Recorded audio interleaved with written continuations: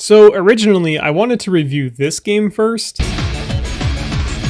but good luck getting that game to run at all.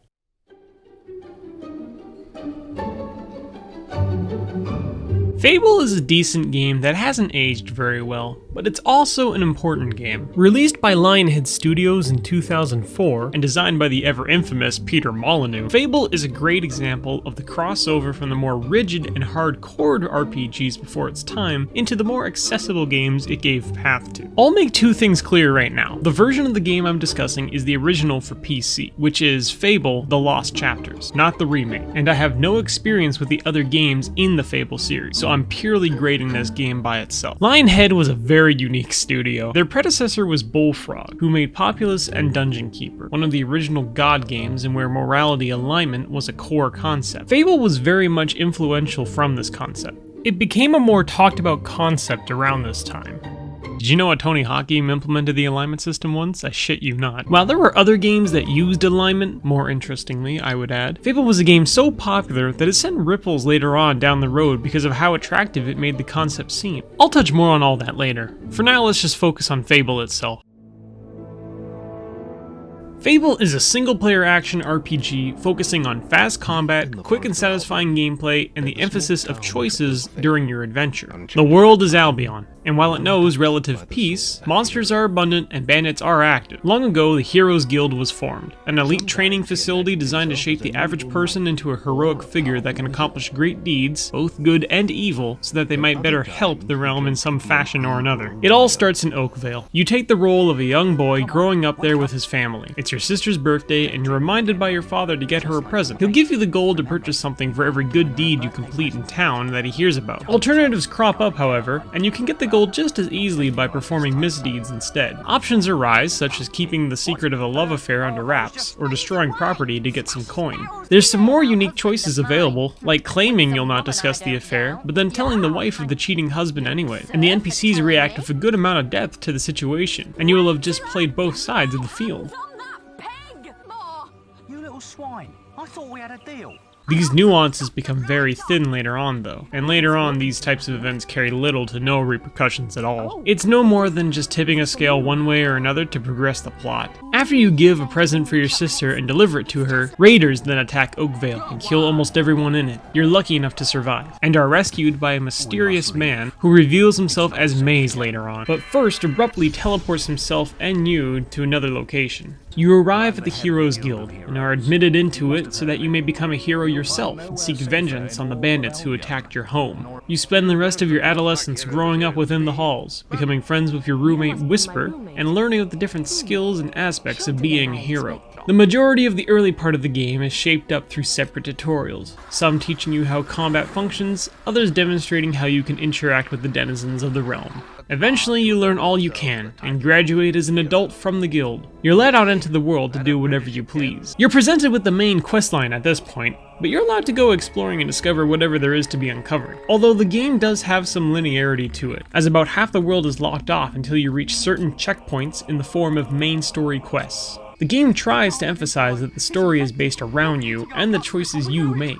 Whether they make you renowned and popular, or a villain and feared, is down to you. But in the end, most main plots and subplots progress in the same manner, so none of the choices have too much impact. You can protect the farm or steal from the farm, but in the end, the event is forgotten about right afterwards, so it held no real relevance. Gameplay consists of an over-the-shoulder third-person perspective. Moving about the world involves you running through separate zones that connect to one another, and you eventually unlock shortcuts so you can quickly teleport to certain zones instead. Combat is handled through a fairly fast-paced system. You attack your opponents with different weaponry and spells available to you, and chain together combos using all that you have at your disposal, reminiscent of a beat-em-up game. The game allows you to swap your attack styles in and out, 1 minute using melee and the next casting a fireball. It's a free-form system that's very fluid and feels nice to pull off. What greater accentuates this is the stat development in the game. You gather experience from accomplishing quests and killing enemies. When you gather up enough, you can head back to the guild and spend these points to increase one of the 3 disciplines: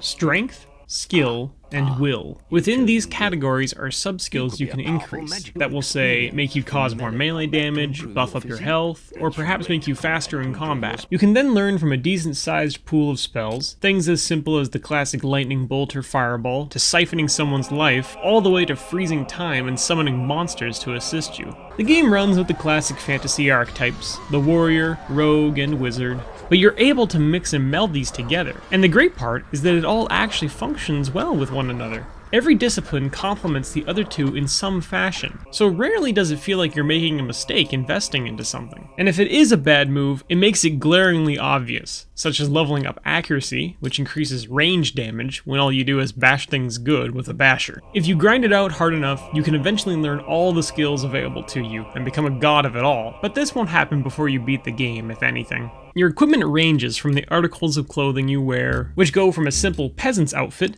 to holy and divine looking plate armor. Weapons start off as simple swords and axes, to later on become obsidian-forged great swords and hammers. Range is limited only to using a bow or a crossbow. Bows are faster to operate, crossbows pack a bit more of a punch. You'll obtain hundreds of consumables, being simple health and mana potions, but also food if you run out of those. Some items increase your experience, as well as health and mana pools, and there are many miscellaneous items to acquire as well, some that enable other aspects of the game, such as fishing. Melee combat can really just be summed up as a button masher. You left click a bunch to dish out some damage and either block or evade attackers. There's not much to it. Range is all the same, except you're just spamming out arrows at your target. Magic has direct usage and support usage, so you can mix that up however you like, or just go straight with it and unleash torrents of fire and magical goodness. It all kind of blends with one another, but it manages to let you make an identity for yourself and what you like personally. Beyond the stats of your character, there are many other aspects to him. Your appearance can affect the responses of others depending on your looks. If you look goofy, they'll laugh. And if you look frightening, they'll sometimes literally be scared away. Clothing, along with hairstyles and tattoos, affect this in the most gameplay sense. But upping your stats also affects your appearance as well. Becoming mightier will make you look stronger and fill out with muscle, whilst advancing your skill makes you taller. And tapping into the arcane will have magical ley lines appear on you. Your morality also shows itself. Whilst you start out in a neutral and natural state, as you advance closer to good or evil, you either adopt the pleasant appearance of something almost angelic, or descend downwards into looking completely demonic. A downside of this to note, however, is age does affect your looks, and for some bizarre reason, every time you advance a stat, you age by 1 year. By the time you're midway through the game, you'll be somewhere in your 40s to possibly 60, but the game's course of time doesn't go beyond about 20 years. So it's completely polarizing seeing heroes who were older than you and are now younger than you are. It's depressing, really. Could you not even hope to accomplish half of what it is they've done with twice the time? The game gives you a sense of urgency at the very least. You see yourself grow up from the absolute loser zero to cherished hero. Your renown and status is another thing to consider. The more quests and monsters you slay, the better people will know you. This unlocks new side quests to pursue, as well as garnering different reactions from the populace. The NPCs are fun to mess around with. You can invoke different emotions and actions toward them to communicate. Yes! Guess what? Let's do better than that. From a simple hello to a goddamn Cossack dance out of nowhere. Right. I can't help but be impressed. You get varied reactions to it all, especially if you're quite grim to look at. There's areas of interest in towns like the taverns and whatnot. Getting drunk and dealing with others can be fun. You're able to own properties and manage them. You have the freedom to kill almost anyone as well, which can have actual big gameplay implications.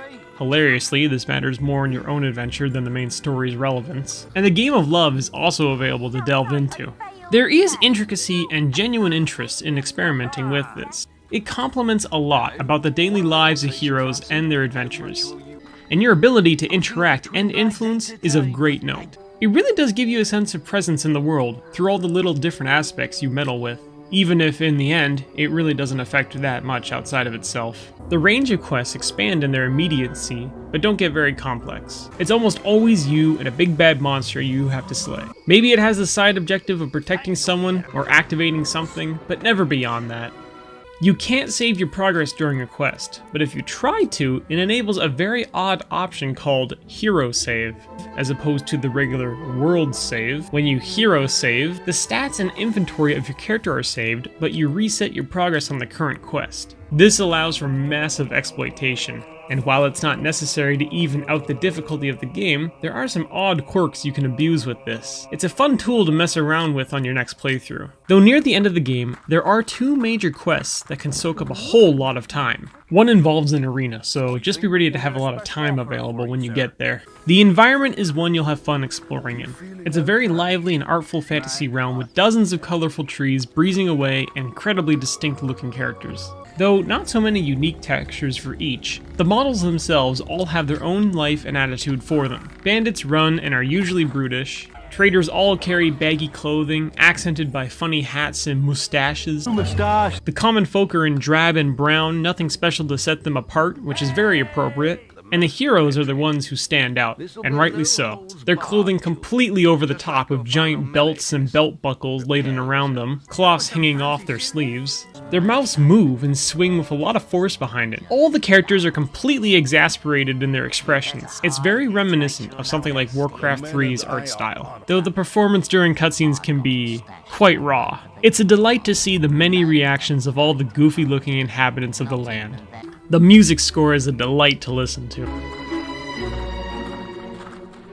Same tracks are used for multiple places, but each one has its own theme going for it, and you're able to relate that area with its theme. It's immensely comfortable hearing a particular track and just instantly knowing, oh yeah, it's this place, I remember it. Every track has its own flair and flavor, and it's wonderful to listen to in and out of game. There's a lot of charm hidden throughout if you can find it all. If the dozens of quirky quests weren't enough, you can try hunting down all the silver keys, which are items you can find at all four corners of the world, that enable you to open up special chests that contain rare goodies. There's a treasure hunt hidden throughout, and you can gather clues to figure out where the treasure is. Unmarked extras like the chapels of Scorm and Avo, the brothel in the woods, and the very memorable demon doors. The doors are constructs that propose riddles and challenges to you. They range from being basic but clever, The path is dark, only a light will reveal it. to long and arduous. My eyesight's not what it used to be.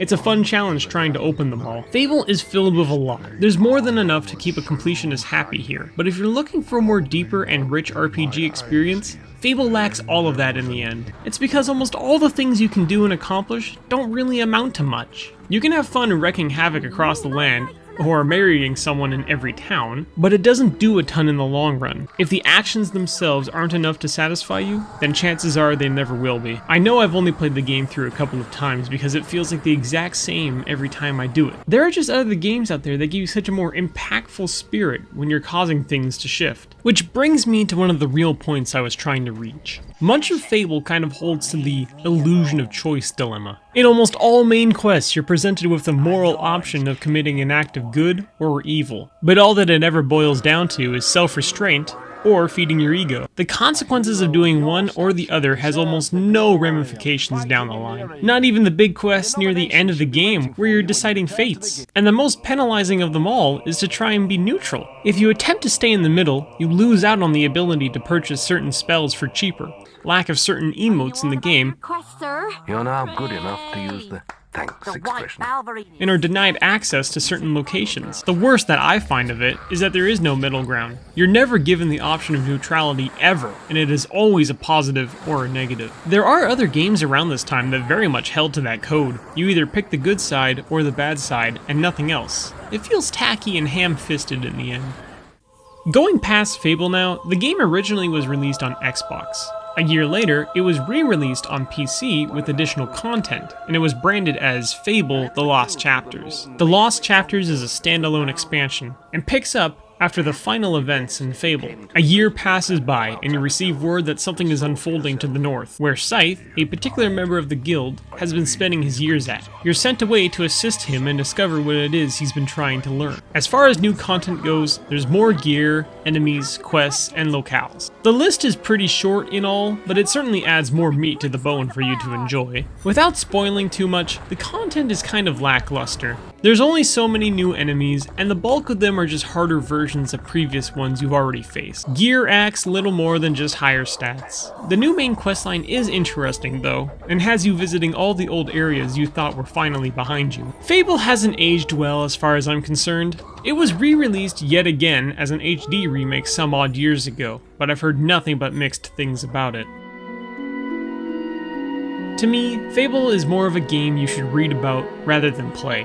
It has mechanics and systems in place that are very important for Western gaming in particular, but aside from that, it's just a tale of old.